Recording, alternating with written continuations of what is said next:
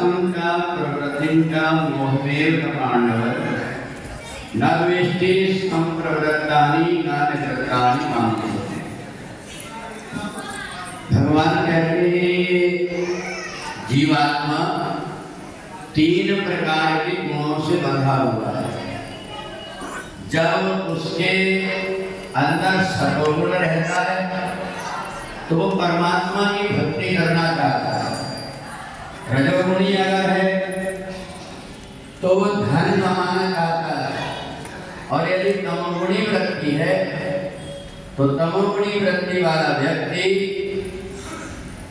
अपना समय बुराइयों में इधर उधर भटकने में लगा करके रखता है।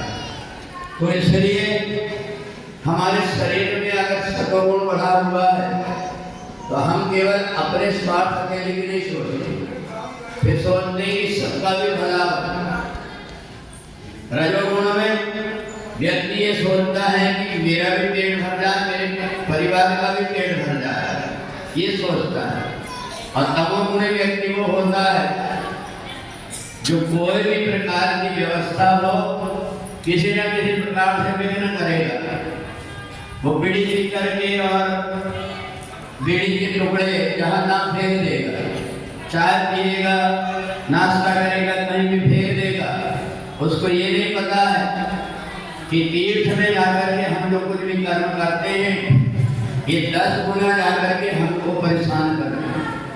तो इसलिए तीर्थ चाले कोई जन चित चंदन मंचोर, एक ही पाप ना उतरा 10 ले आए। और तो इसलिए सतोगुणी व्यक्ति हमेशा जो भी काम करता है उसका ध्यान रहता है कि मेरा परमात्मा मेरे को देख रहा है। रजोगुणी व्यक्ति अपने आप से थोड़ा फैल जाता है, अपने परिवार की सोचता है, परिवार भी देखता है।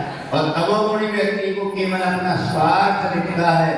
चाहे किसी प्रकार की अव्यवस्था हो जाए, चाहे किसी को परेशानी हो जाए, क्योंकि जिस प्रकार से ओले होती है, ओले तो खुद भी नष्ट हो जाती है पर फसल को भी नष्ट कर देती है। तो इसलिए हमारे अंदर तीर्थों में आकर के सतोगुण हमारे अंदर बढ़े।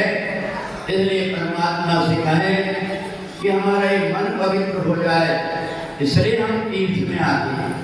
तो तीर्थ में आने के बाद में हमारी बुद्धि अगर पवित्र नहीं हुई, हमारी सोच पवित्र नहीं हुई, तो हमारा ये जीवन नरक जैसा बन जाता है। इसलिए उस व्यक्ति को चाहे वो घर में रहता हो, चाहे तीर्थ में रहता हो, ऐसा व्यक्ति जो तमोगुण से बना हुआ है वो जहाँ जहाँ भी जाता है उसको ठोकरें मिलते रहती है। वो समझ नहीं पाता मेरे जीवन में ये परेशानी क्यों आ रही है, पर उसको सोचना चाहिए करनी करा फिर क्यों डरे, कर करनी पछताए, बोया पेड़ बबूर का फिर आम कहाँ से खाए। परिवार में जब एक एक करके परेशानी आती है तो उसको पता लगता है कि मैंने तीर्थ में जाकर के कोई गलती किया हूँ, इसके कारण परेशानी हो रही है।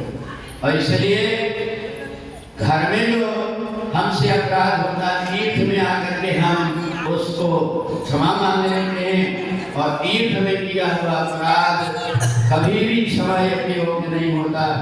इसलिए व्यक्ति सोचता है कि मैं तीर्थ जाता हूँ, मैं धन और संपत्ति कमाता हूँ, परंतु तीर्थ में जाकर के मेरे धन का सदुपयोग हो जाए। इसलिए अगर व्यक्ति तीर्थों में भगवान की सेवा में अपने धन को पवित्र नहीं करता तो उसको या तो कोर्ट कचहरी में लगाना पड़ता है या शरीर की बीमारियों में लगाना पड़ता है। तो इसलिए भगवान के दरबार में आकर के हमारी सतोगुणी वृद्धि हो जाए, ऐसा भगवान से प्रार्थना करें। और आज का बड़ा पावन दिन है, भगवान राम जी और सीता जी का विवाह हुआ था, वो तिथि है आज। तो हम सभी मिलकर के पूरा दिन आज भजन कीर्तन परमात्मा के चिंतन में लगाएंगे। अपने यहाँ पर संत आएंगे, उनके दर्शन करेंगे। तो जो व्यक्ति एक दिन केवल जो पवित्र समय है उसका उपयोग कर लेता है, उसका जीवन कृतार्थ हो जाता है। बोले वृंदावन बिहारी लाल की जय। अब